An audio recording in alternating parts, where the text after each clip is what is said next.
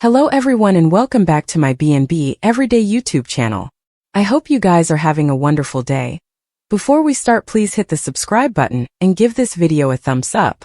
At the sanitarium, Lee strangles Poppy up against the wall, fuming. "You slept with Finn. My son." Poppy cocoons. "You have to let go." Lee doesn't write down, but she does ultimately. Poppy gasps and whooshes. Lee sneers, "My son. Your horse son." Her family insists it was Aunt Snide. Lee asks how she can say that. She's shocked, repulsed by what she did to Finn. Poppy coughs and chokes. "You could have killed me." Lee says she still could. "You're sick, Penelope, you're sick." Poppy says the connection she and Finn participated was Aunt's sick. Lee hisses that she used her son, and because of that, he has a son, his kinsman, the same bone, who attacked his woman and killed 2 men at Il Giardino. Poppy suppositions her family loathes her further than ever. Lee spits. "After you targeted my son?" "Yeah." Poppy says he gave her a beautiful son. Lee tells her, "You raised a killer." Poppy hopes she still has a chance at a decent life given she's at Bill's. Lee says she's just like her. No way having to face the consequences of her conduct. Wouldn't be surprised, considering who her mama is. The horrible human being her mama is. She sees. "Get out of my life, Penelope. No way ever come back. You aren't my family." Poppy cries. At Bill's place, Steffi and her family are stupefied that there's nothing Deputy Chief Baker can do. He confirms, "Luna Nozawa, you're officially pardoned." Luna can't believe this. Baker clarifies that she's as free as anyone differently in this room. There's nothing further that he can do. Steffi demurs. Baker repeats that there's nothing he can do but warns Luna that they all know what she's able of. If she slips up, she'll be back behind bars. Whoever is looking out for her now surely wouldn't be foolish enough to do it again. "I'm going to keep an eye on you." A veritably close eye. With that, he leaves. Steffi points at Bill. You did this, didn't you?" Ridge says of course it was him. Luna gasps that she has an alternate chance and wouldn't mess it up. "I'm free. I'm free." Luna knows that Steffi can't stand her, nor the rest of the family, but nevertheless makes an appeal to Finn. He's her father. Steffi tells her to stop being delusional. Finn despises her as much as the rest of them do. Taylor and Ridge assure her they'll fight the amnesty until she's back in captivity. Steffi says, "Your pen." Luna can understand why they want that, but not Finn. "Dad. If only she'd known this growing up, everything would have been different." Taylor sees she thinks she can vindicate her crimes by playing the victim regarding her nonage. Luna says no bone has to buy it except Finn. Steffi urges her hubby to tell Luna what he thinks of her. Bill's had enough and he orders them all to leave his house.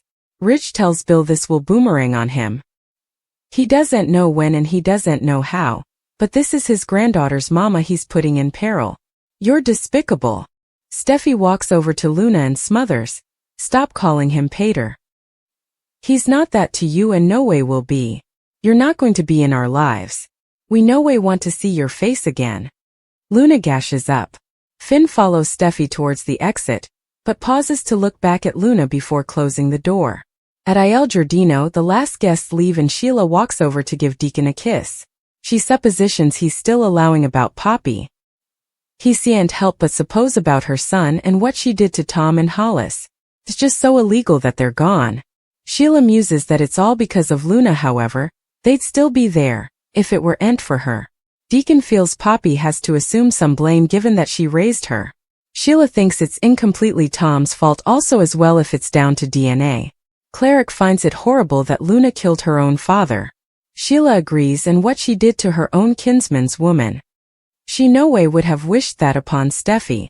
Perhaps some people really do earn to be locked down in captivity for the rest of their lives. However, it's Luna, if anybody does. At the Forrester manse, Taylor and Ridge try to figure out how Luna was pardoned. Ridge thinks it had to be Spencer. He unleashed this lunatic reverse into their lives. Taylor asks how this can be. How can Luna get down with everything she's done? They agree they can't stand Bill. His ignorance is causing their family pain. Taylor hates him for what he's done. Ridge hugs her from before. At Bill's place, Luna pushes Bill to admit that it was he who got her pardoned. Bill tells her, A million reasons why I shouldn't have, but yes, it was me. Luna goes to him and they clinch. Bill warns, "Don't make me lament this, Luna." He knew the wrath he'd face, but he did it to give her an alternate chance. She expresses her gratefulness. Bill tells her to show him how thankful she's by living her stylish life. He also informs her she can't stay there any longer. "You need to go." Luna understands. "Thank you, Bill." She's ever obliged to him and will pay him back ever. "Someday your kindness will be awarded." She hugs him again. Bill says, "I've a meeting. Be gone when I get back." With that he leaves. Luna flashes to learning Finn is her father and hugging him. "I eventually set up you. I'm not going to lose you now." At the Precipice house, Steffi can't believe Luna's been pardoned. Finn can't believe it moreover. She's sure Bill is behind it. "What's that man allowing?" Finn says. "About his nonage, supposedly." Steffi doesn't believe either of them suffered growing up, and if they want to talk about trauma, what about the trauma Luna foisted on her, Tom and Hollis? There has to be a way to shoot her back to captivity, and if there is, she'll find it. This time it'll be for good. Steffi says Luna is his son. She'd have accepted that if Luna was in captivity and couldn't hurt them, but it's too important. First Sheila and now Luna? She feels like they're girdled by crazies. She asks Finn not to make the same mistake he made with Sheila. He opened himself up to her. She can't go through that again. Finn knows. He hugs her. Steffi rants about Bill's immense asininity in getting Luna out. Not only is she out, she called you pater. She easily wants a relationship with him. That can't be, Finn. Tell me you understand that. Steffi tells Finn he needs to take the lead on getting Luna locked up. He has to make sure he goes back to captivity and stays there. For life, Finn. Taking Steffi in his arms, he assures her. I know. Luna was free after her amnesty news, which meant no further ankle examiner. At the Spencer manse, Finn put an arm around Steffi and backed her up when it came to Luna demanding to serve her time in captivity.